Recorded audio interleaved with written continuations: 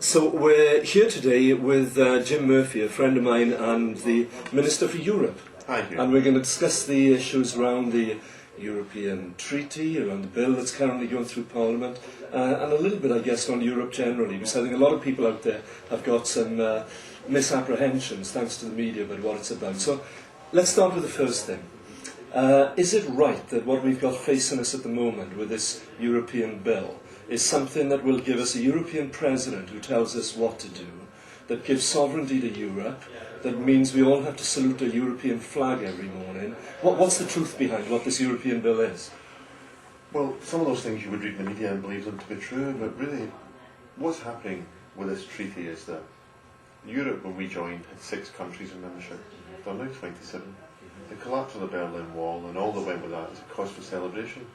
But Europe's structures, its decision making hasn't kept pace with that change.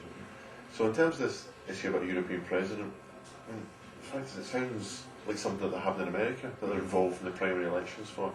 And it's nothing of the sort. It's not a US style president. In fact, we already have a president of Europe. And what happens is the Prime Minister of a country takes 6 months at being the presidency of the European Council.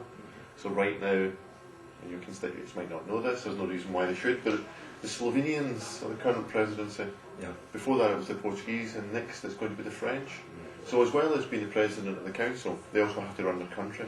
What we're doing in this treaty is, instead of having the 6 months musical chairs of your turn then mine, where every 13 and a half years someone gets each country gets a shot at it, we're now going to have one person, not a serving Prime Minister, who will do the job for a maximum of 5 years.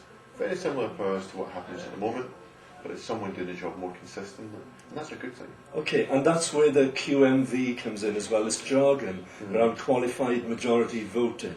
The essence of that is, with a bigger number of members, it simplifies the way in which we get decisions made. If we don't do that, we're going to just have gridlock. Well, the thing with, when we get 20, it's like any organisation. If you've got a meeting with 6 people in it, or an organisation, or a committee with 6, it's often easier to get a decision than when you've got 27 around the table.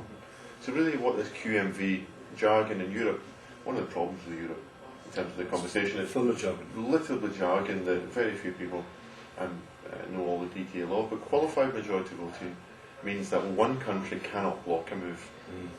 So for example, on international development at the moment, we need to get unanimity, so all 27 countries have to agree before we can do something. In the future, we don't have to march at the pace of the slowest, so we can unlock that Europe's potential in international development. Europe's the biggest distributor of aid in the world, and from now on, part of the treaty, no one will be allowed to block that. That's a good thing. Okay, so if a lot of it is to do with making the European Union work better for us, work better for our constituents and so on, all these stories about a European army, about piling all our sovereignty to Europe, no more decisions made here.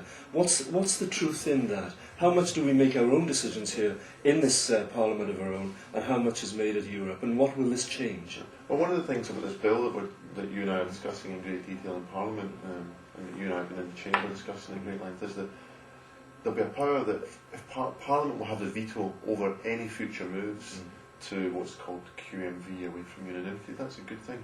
I think what's happened is that in the UK, the debate about Europe is different from any other country in Europe, because every other country in Europe, the government and the main opposition party support the treaty.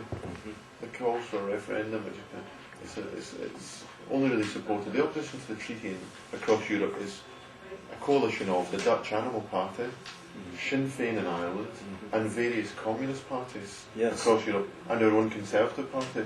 So the tone of the debate here is such that it's really different from anywhere else in Europe, and the Conservative Party really, again, are obsessed about Europe and isolated in Europe, because they haven't got a single ally apart from the animal parties and the communist parties. Indeed, as you say, the Conservative Party are sticking out there on their own, and yet, am I right in 26 of the 27 of the, if you like, right or centre-right parties within Europe are actually supportive of this to make the European Union work better, and there we have the Conservative Party aligned with some very strange groups and individuals. Well, that's a good argument, because, as I say, and as you're alluding to, 27 sort of left of centre parties support the treaty.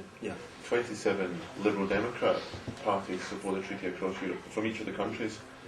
And 26 major Conservative parties, 26 countries with the Conservative parties support the treaty as well. It's only in Britain that a Conservative Party is so isolated that it opposes the treaty. And I've said to the Conservatives in Parliament, name another Conservative Party that supports their position. And there isn't one. There isn't one. And when you consider Italy has 10 Conservative parties, and they can't name one that supports their position, really, the Conservative Party is stuck in the past when it comes to Europe.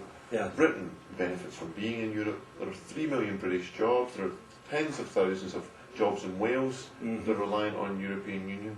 Europe's a good thing for the UK. It makes us safer, stronger, and helps us in a global world to face a lot of our challenges. Well, Jim, I agree with that, and certainly from Wales' perspective, we've benefited a lot from the European Union, not only in terms of the big policies like workers' protection and so on and so forth, the environment, all those big issues like climate change, but also European monies and convergence funds that we now have. And perhaps that's why Ken Clarke has described the Conservative policy as crackpot. So one of their own, a senior member of the Conservative Party, saying it's crackpot. That's true. He's a moderate voice. And I remember when I was in your constituency, he showed us kind of some of the investment that Europe's brought to the constituency. So Europe's in our interests. It helps us achieve our national interest. To oppose the treaty and to come out of Europe is about walking away from the Welsh interest and the UK interest, and we have no intention of doing so. Okay, well that's brilliant. Thanks, Jim. Good luck with taking the bill through. I know you'll have a lot of support, and thanks for taking the time to speak to us. Thank you. And if you have found that informative, we'll try and put something on the website as well to explain a little bit more about what we've been discussing. And once again, my thanks to Jim. Thank you very much for taking the time. No problem. Cheers.